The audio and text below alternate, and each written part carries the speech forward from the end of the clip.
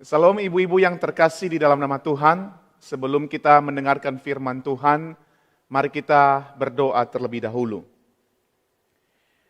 Bapa di surga, kami sungguh bersyukur kepadamu oleh karena Engkau senantiasa memberikan firman-Mu kepada kami.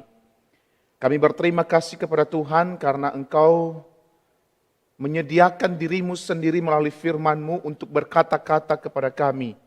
Dan kami tahu dan percaya bahwa di dalam firman itu ada kekuatan bagi kami, ada pencerahan bagi kami, sehingga ketika kami berjalan di dalam dunia di mana kami ada, kami berjalan di dalam kebenaran Tuhan. Siapkanlah hati kami di dalam menyambut firman-Mu, dan juga tolong hamba-Mu di dalam segala keterbatasan, Kau berikan kemampuan untuk menyampaikan isi hati Tuhan kepada jemaat-Mu yang hadir pada pagi hari ini. Terpujilah nama-Mu ya Tuhan. Di dalam nama Yesus kami berdoa. Amin. Ibu-ibu yang dikasihi oleh Tuhan, pada hari ini kita membahas satu topik atau satu tema, yaitu hobi sehat jadi berkat. Hobi sehat jadi berkat. Saudara, ketika saya diberikan tema ini oleh Ibu Liani, saya pusing saudara. Kenapa? Karena saya tidak tahu harus ngomong bagaimana tentang hal ini. Ini sesuatu yang sangat general sekali dan di dalam Alkitab tidak pernah diberitahukan kepada kita tentang hobi tentunya saudara. Tetapi kita bersyukur kepada Tuhan, firman-Nya itu selalu masuk atau selalu teraplikasi di dalam seluruh aspek kehidupan kita. Untuk itu ibu-ibu yang dikasihi oleh Tuhan, mari kita membuka satu bagian firman Tuhan di dalam Efesus pasal yang kelima, ayat yang ke-15 sampai ayat yang ke-17. Efesus pasal yang kelima, ayat yang ke-15 sampai ayat yang ke-17. Firman Tuhan berkata demikian, "Karena itu, perhatikanlah dengan seksama bagaimana kamu hidup, janganlah seperti orang bebal tetapi seperti orang arif. Dan pergunakanlah waktu yang ada, karena hari-hari ini adalah jahat. Sebab itu jangan kamu bodoh, tetapi usahakanlah supaya kamu mengerti kehendak Tuhan." Saya akan berfokus pada bagian ini saudara pada ayat yang ke-15 dan ayat yang ke-16 tentang memperhatikan hidup dan juga mempergunakan waktu yang ada. Karena apa? Karena hari-hari ini adalah jahat. Nah saudara yang terkasih di dalam nama Tuhan, izinkan saya bertanya kepada saudara pada pagi hari ini. Kira-kira kalau saudara pikir atau kira-kira kalau saudara bayangkan, apa sih cara iblis yang tidak berubah dari dulu sampai sekarang? Apa cara iblis yang tidak berubah ketika Adam dan Hawa jatuh sampai kepada kita di titik hari ini? Apa saudara? Saya berharap saudara dan ibu-ibu yang ada di rumah menjawab. Tetapi saudara, ada satu cara iblis yang tidak pernah berubah dari Adam dan Hawa sampai kita hari ini. Apa itu saudara? Caranya adalah jebakan. Di dalam perjalanan manusia ketika Adam dan Hawa jatuh sampai di titik ini, iblis itu senantiasa memberikan jebakan-jebakan kepada kita, kepada manusia, yang akhirnya manusia itu bisa terperangkap di dalamnya dan kemudian tidak bisa keluar dan menghidupi apa yang ditawarkan oleh sang penguasa kegelapan. Intinya begini saudara, ketika kita melihat cara daripada iblis, dia itu selalu menawarkan kenikmatan yang mematikan. Dia selalu menawarkan sesuatu yang kelihatan nikmat, tetapi di dalam realitasnya itu mematikan kita atau menghukum kita, sehingga kenikmatan itu bukan lagi kenikmatan, tetapi penderitaan. Iblis itu memberikan sebuah jebakan dengan menawarkan kenikmatan yang mematikan. Ibarat begini saudara, dia itu memberikan racun pada makanan yang begitu nikmat. Racun itu sedikit saja tetapi mematikan. Racun itu tidak kelihatan, yang kelihatan hanya makanan yang nikmat, makanan yang enak. Racun itu tidak kelihatan, tetapi ketika dimakan, itu begitu mematikan. Saudara, saya tidak tahu saudara suka kopi atau tidak. Tetapi beberapa waktu yang lalu ada satu kasus yang menghebohkan seluruh Indonesia. Seseorang perempuan katanya saudara meninggal oleh karena hanya minum kopi. Minum kopi saudara. Dan ternyata di dalam penyelidikan dikatakan bahwa kopi itu mengandung satu zat yang namanya sianida. Apakah ketika perempuan itu minum kopi sianidanya kelihatan? Tentunya tidak saudara. Yang kelihatan adalah kopi yang nikmat. Yang kelihatan adalah kopi yang enak. Sianidanya kelihatan tidak sama sekali. Dan inilah yang terjadi setelah minum kopi, maka perempuan itu mati. Nah ini yang saya katakan tadi saudara, bahwa cara kerja iblis itu selalu menawarkan sesuatu yang enak untuk dilihat, sesuatu yang nikmat untuk dimakan. Tetapi di dalamnya ada sesuatu yang mematikan. Dan itulah yang terjadi pada zaman Adam dan Hawa. Ketika Hawa melihat pohon itu begitu nikmat. Buah pohon itu begitu nikmat. Tetapi di dalam realitasnya justru itu memutuskan hubungan antara manusia dengan Allah. Saudara, waktu saya masih SMP dan SMA ketika libur sekolah, saya masih suka sering sekali ikut mama saya ke sawah. Nah biasanya kalau di sawah itu saudara ada banyak genangan air atau ada banyak kubangan yang di dalamnya itu banyak ikan. Ikannya sih ikan kecil-kecil saudara. Ya namanya anak remaja yang ada di kampung saudara, hiburannya adalah sesuatu yang berkaitan dengan alam. Maka ketika selesai bekerja sore hari, saya pergi mancing di kubangan-kubangan air itu yang ada ikan di dalamnya. Dan biasanya saudara, umpannya adalah cacing kecil-kecil. Cacing itu begitu nikmat bagi ikan-ikan kecil. Itu adalah makanan buat mereka.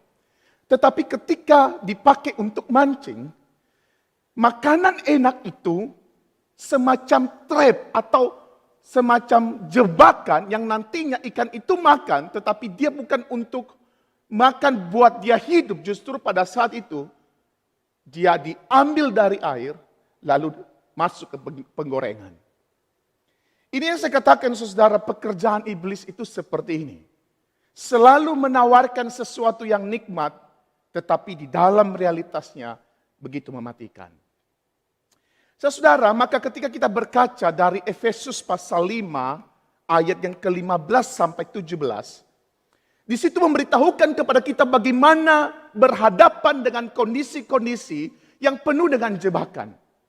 Efesus pasal 5 ayat 15 sampai 17 memberikan sebuah nasihat kepada kita atau memberikan sebuah warning kepada kita atau memberikan sebuah cara kepada kita untuk tidak terlibat atau tidak terjebak pada kondisi-kondisi yang dipakai oleh dunia ini, dipakai oleh iblis untuk mematikan kita. Apa yang terjadi? Mari kita coba perhatikan Efesus 5 ayat 15 sampai 17 saudara. Yang pertama saudara, Paulus memberitahukan satu hal yang penting bagi jemaat Efesus. Dia mengatakan begini, kalau engkau tidak mau diikat, tidak mau dijebak oleh kuasa kegelapan dan kuasa dunia ini, maka perhatikanlah hidupmu dengan seksama. Atau perhatikanlah dengan seksama bagaimana kamu hidup.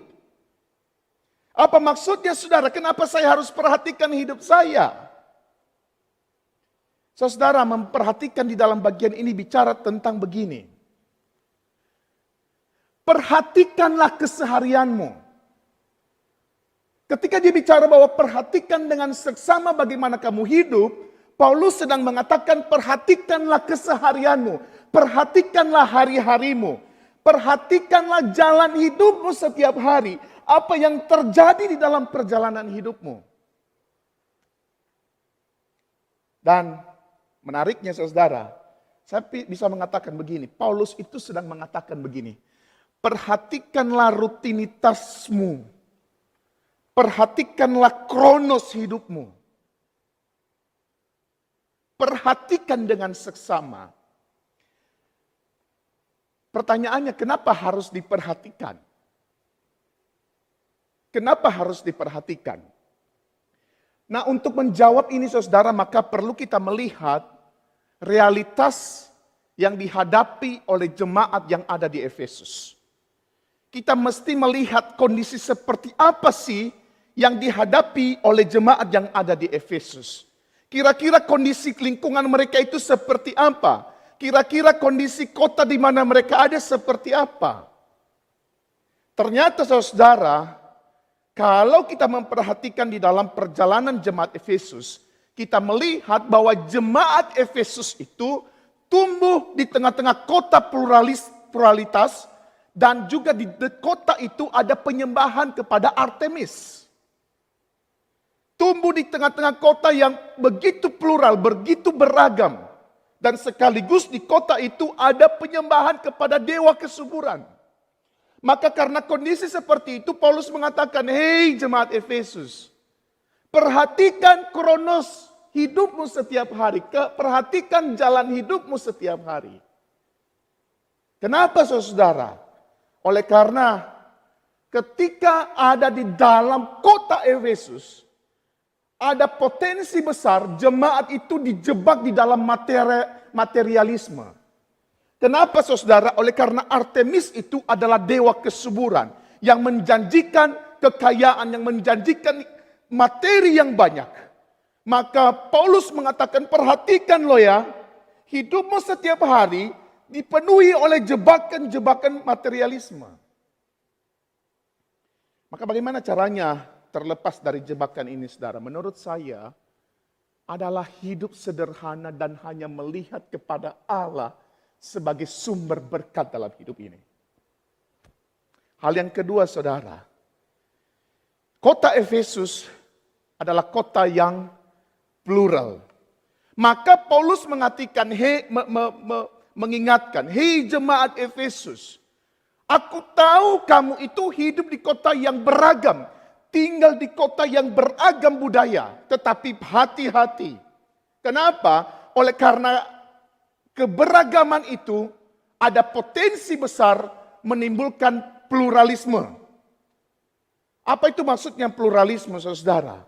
Di dalam konteks kekristenan, ketika kita bicara pluralisme, ada satu jebakan di mana ada penolakan terhadap finalitas dan keunikan Kristus. Orang cenderung lebih toleransi. Oke lah kamu mengikuti ini juga saya ikuti. Seakan-akan tidak ada kebenaran yang mutlak saudara. Maka Paulus mengatakan ketika engkau berhadapan dengan keberagaman ini, hati-hati. Perhatikan jalan hidupmu. Jebakan pluralisme saudara adalah jebakan yang menawarkan penolakan terhadap finalitas dan keunikan Kristus. Apa sih finalitas dan keunikan Kristus, saudara? Kristus itu unik di dalam inkarnasinya. Dia unik di dalam karya penebusannya dan unik di dalam kebangkitannya. Maka Paulus mengingatkan kepada jemaat Efesus, di dalam perjalanan hidupmu, perhatikan semua hal ini. Jangan sampai keunikan Kristus itu terabaikan hanya karena toleransi yang kita pegang. Lalu bagaimana berhadapan dengan kondisi seperti ini, saudara? Menurut saya, saudara, adalah kita hadir, jemaat Efesus hadir dalam kerendahan hati tanpa superioritas. Hadir di dalam kerendahan hati. Maka inilah yang dikatakan oleh Paulus, perhatikanlah dengan seksama bagaimana kamu hidup. Jadi saudara, kondisi ini adalah kondisi yang dialami oleh jemaat Efesus. Tetapi menariknya, jemaat itu tidak ditarik dari dunia ini. Tetapi justru ditaruh atau ditempatkan di dalam dunia yang penuh dengan jebakan.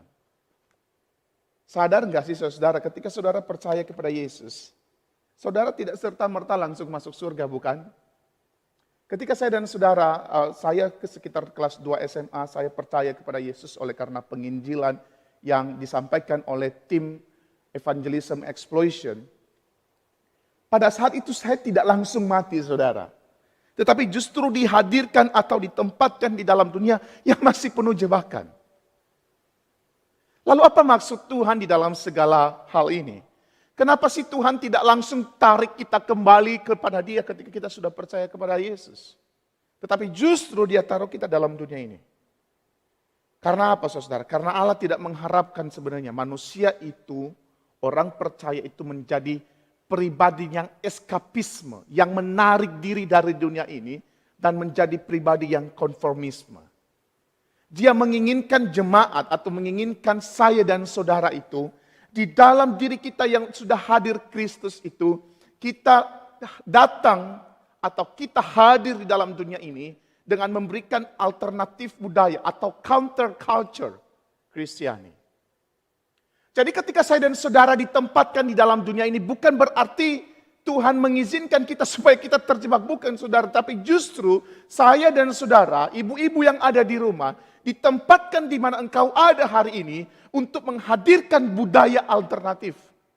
Melawan budaya-budaya yang tadi. Kalau dalam konteks jemaat Efesus, bicara tentang materialisme dan bicara tentang pluralisme. Maka saudara yang paling tahu apa kondisi saudara hari ini di tengah-tengah komunitas, di tengah-tengah keluarga. Kalau itu bertentangan dengan firman Allah, bertentangan dengan realitas kita sebagai orang percaya, maka hadirlah di situ dengan memberikan budaya alternatif atau counter culture Kristiani yang bernilai kekristenan atau bernilai Kristus. Sebagai pengikut Kristus, saudara, saya dan saudara itu diharapkan untuk menjadi pribadi-pribadi non-konformitas. Salah ya salah, benar ya benar, tidak ada konformitas. Bukankah kita seringkali masih masih toleransi terhadap dosa-dosa, saudara? Maka dalam duniamu hari ini, dunia ibu-ibu hari ini, coba perhatikan hal ini. Perhatikan bagaimana kamu hidup. Perhatikan bagaimana keseharianmu. Perhatikan bagaimana engkau hidup di dalam kronos masing-masing. Karena dengan cara itu, kita bisa memberikan counter culture. Menghadirkan diri sebagai alternatif bagi dunia di mana kita ada hari ini.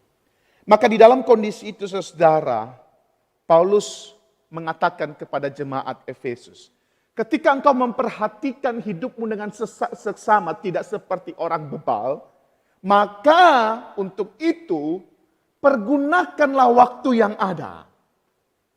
Pergunakanlah waktu yang ada. Nah, menarik saudara ketika dipakai kata waktu pada bagian ini. Sebenarnya Paulus itu tidak mengatakan perhatikan kronos. Kalau yang tadi saudara, kalau saya katakan di atas itu memperhatikan kronos kita. Memperhatikan keseharian kita. Tetapi di ayat 16 dia mengatakan maka pergunakanlah kairos di dalam kronos itu. Perhatikan kronosmu setiap hari dan pergunakan kairos yang ada pada kronos itu. Maka sesuatu yang menarik saudara. Ketika Paulus mengatakan begini. Dia tahu betul realitas yang dialami oleh jemaat Efesus. Tetapi sekaligus Paulus punya visi besar. Bahwa di dalam kronos itu, di dalam realitas yang terjadi setiap hari itu, pasti ada kairos yang bisa dipakai untuk kemuliaan Tuhan. Di dalam arti begini saudara, dalam jalan hidup itu, di dalam kronos itu, ada kesempatan, ada kairos untuk mengerjakan kehendak Allah.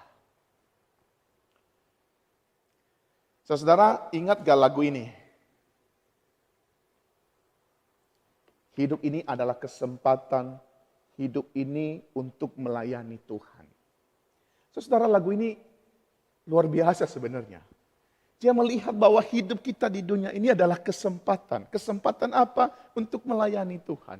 Maka kalau kita berkaca dari Efesus tadi, maka kronos kita, perhatikan hidupmu itu setiap hari adalah kesempatan untuk melakukan kehendak Tuhan. Saudara, dalam kondisi seperti ini sebenarnya akan ada temptation ada hasrat untuk tidak ngapa-ngapain, ada temptation untuk tidak tahu mau ngapa-ngapain. Ketika kita di awal COVID-19, seakan-akan mau ngapain ya? Karena kita mau lakukan ini susah, kita mau melakukan ini susah. Kita mau mengerjakan ini susah, segala sesuatunya susah untuk dikerjakan. Ada sebuah temptation saudara, ada sebuah jebakan untuk tidak ngapa-ngapain. Atau ada sebuah jebakan untuk tidak mau ngapa-ngapain. Saya punya pemahaman begini saudara. Di dalam kondisi seperti ini, ketika saudara tidak tahu mau ngapa-ngapain, atau saudara tidak mau ngapa-ngapain, maka iblis lebih mudah memperalat atau menjebak mereka yang diam tanpa produktivitas. Apa maksud saya saudara? Menurut saya, pandemic is good change. Pandemik ini adalah kesempatan yang baik. Pandemik ini adalah kesempatan yang luas bagi kita untuk berkarya. Realitas yang kita alami hari ini adalah kesempatan yang baik untuk mengerjakan kehendak Tuhan. Betul saudara, di dalam kesempatan ini, di dalam realitas yang kita alami ini, ada trap and treat, ada jebakan dan ancaman. Tetapi jangan lupa juga saudara, bahwa di dalam kesempatan ini, di dalam realitas yang kita alami, kita jalani hingga hari ini, ada space dan time. Ada space dan waktu, ada ruang dan waktu yang kita miliki. Pertanyaannya, buat seorang ibu, apa sih space kita? Apa ruang yang kita punya hari ini? Bagi saya saudara, ruang dari seorang ibu, atau ruang bagi semua orang hari ini, khususnya dalam konteks keluarga, space ibu-ibu, space saya adalah family and communities.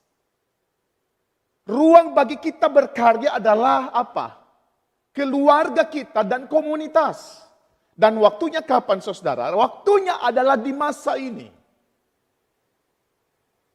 Bukan di waktu yang lain. Waktu ini adalah tempat atau kesempatan. Waktu ini adalah ruang bagi kita untuk berkarya. Dan waktu yang tepat untuk berkarya. Maka ketika Paulus tadi mengatakan, perhatikan kamu hidup setiap hari. Coba saudara, dari bulan Maret sampai bulan Oktober. Saudara coba perhatikan perjalanan kurang lebih 6 bulan itu. Atau hampir 7 bulan. Perhatikan dengan seksama perjalanan kita. Apa yang kita sudah kerjakan? Atau kita hanya asik dengan diri kita sendiri tanpa memperhatikan space kita? Atau kita hanya asik dengan diri kita sendiri tanpa memperhatikan ada orang di sekitar kita, ada anak kita, ada suami kita, ada orang-orang di sekitar kita yang membutuhkan kita sebenarnya. Coba perhatikan saudara. Bagi saya begini saudara. Our space and time are unique. Space saya, space saudara pasti berbeda. Tetapi space saya dan space saudara is unique. Maka ketika kita memahami kita punya ruang dan waktu, kita punya kronos, kita punya kairos, maka gunakanlah untuk membangun diri. Di masa-masa ini saudara, gunakanlah waktu untuk mendidik anak di dalam iman kepada Kristus. Gunakanlah waktu ini untuk mendekatkan diri kepada anak. Mungkin ibu atau ibu-ibu yang ada di rumah adalah seorang ibu rumah tangga dan sudah punya anak, tetapi setiap hari anak itu berangkat sekolah dari pagi sampai malam, sampai sore dan kemudian sampai malam lagi ada les. Seakan-akan kita tidak punya waktu untuk mendidik mereka. Semua pendidikan itu kita serahkan kepada sekolah. Ini waktu bagi saudara. Untuk hadir di dalam ruang itu, untuk hadir di dalam waktu itu, memberikan pendidikan yang baik kepada anak. Dan ini yang saya katakan saudara, ini yang menjadi berkat. Ketika saudara ada dalam posisi seperti ini, kondisi hari ini, bangun diri, kan sesuai dengan tema kita hari ini. Hobi sehat jadi berkat, bangun diri. Bangun diri, kembangkan sesuatu yang kita pikir, maksudnya yang bisa menjadi berkat buat anak-anak paling tidak. Bagaimana saudara? Jangan menganggap diri oleh karena saya sudah tua, oleh karena saya bukan milenial, maka untuk belajar teknologi, biarlah anak milenial saja. Tidak saudara. Justru di masa ini adalah kesempatan bagi saudara untuk belajar teknologi itu sekalipun cuma dasar, agar saudara bisa mendekatkan diri kepada anak-anak saudara generasi milenial. Belajar sesuatu dari teknologi itu lalu berikanlah nilai, berikan value, lalu sampaikanlah kepada anak. Jangan saudara hanya asik untuk Insta Story saja saudara. Jangan hanya asik untuk Facebook Story. Yang kadang-kadang tidak ada maknanya. Saya tidak anti dengan orang menonton YouTube. Saya tidak anti, asalkan itu tujuannya membangun diri. Di YouTube itu saudara ada banyak hal yang kita bisa pelajari. Ada banyak hal yang baik yang kita bisa serap untuk membangun diri kita. Dan di dalam keunikan space dan time kita, gunakanlah kesempatan untuk jadi berkat bagi orang. Minimal saudara, jadi berkat buat suami, jadi berkat buat anak. Saudara, di akhir daripada khotbah ini, saya ingin menceritakan satu kisah dari diri saya sendiri, membuat satu channel yang namanya 5 Minutes Enlightenment. Ini channel saudara saya buat ketika masa-masa pandemi ini.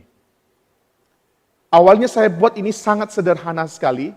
Tidak tahu harus bagaimana mengedit video, tidak tahu harus bagaimana mengedit suara, tidak tahu harus menempatkan video seperti ini dan seperti itu. Betul-betul buta. Di awal saya membuat channel ini, membuat videonya, saya cuma tahu cut, lalu kemudian kasih sedikit filter, lalu selesai. Kenapa saya buat ini waktu itu saudara? Oleh karena saya merasa ketika pandemi kita tidak ada waktu, maksudnya kita tidak ada ruang, bagi saya sendiri tidak ada ruang untuk berbicara, untuk menyampaikan firman Tuhan. Saya tidak punya waktu atau tidak punya ruang untuk menyampaikan apa yang menjadi perenungan saya terhadap firman Tuhan. Maka saya berpikir, kayak mesti harus bikin channel. Dan channel yang paling common adalah channel YouTube. Ini adalah cara saya, saudara. Ini adalah space, my time, and are unique. Saya kemudian dalam perkembangannya saya belajar dari YouTube. Untuk apa? Bagaimana memberikan efek video, memberikan efek suara. Membuat video itu semakin hari semakin lebih bagus. Dan itu adalah cara membangun diri, saudara. Dan kemudian menjadi berkat. Saya tidak tahu apa keunikan space dan keunikan waktu saudara. Tetapi saya yakin setiap kita punya keunikan dan maksudnya keunikan di dalam waktu dan ruang kita.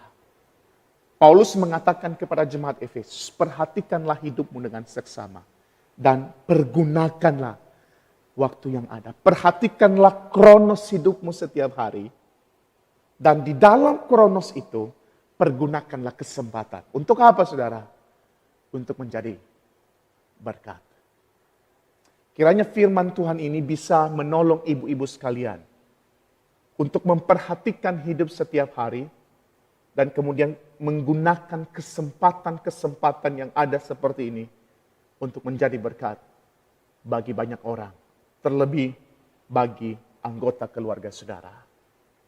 God bless us. Mari kita berdoa. Tuhan, terima kasih untuk waktu ini. Engkau sudah berbicara kepada kami dan biarlah firman Tuhan itu terus menggema di dalam pikiran hati kami setiap waktu. Biar kuasa daripada Kristus, pertolongan daripada Roh Kudus menolong kami untuk memahami hidup kami dan kesempatan yang Engkau hadirkan di dalam diri kami. Tolonglah kami ya Tuhan, karena kami orang-orang yang tidak punya hikmat. Anugerahkanlah hikmat-Mu kepada kami, sehingga kami bisa punya kepekaan terhadap kesempatan-kesempatan yang ada di sekitar kami. Terpujilah nama-Mu ya Tuhan, di dalam nama Yesus kami berdoa. Amin.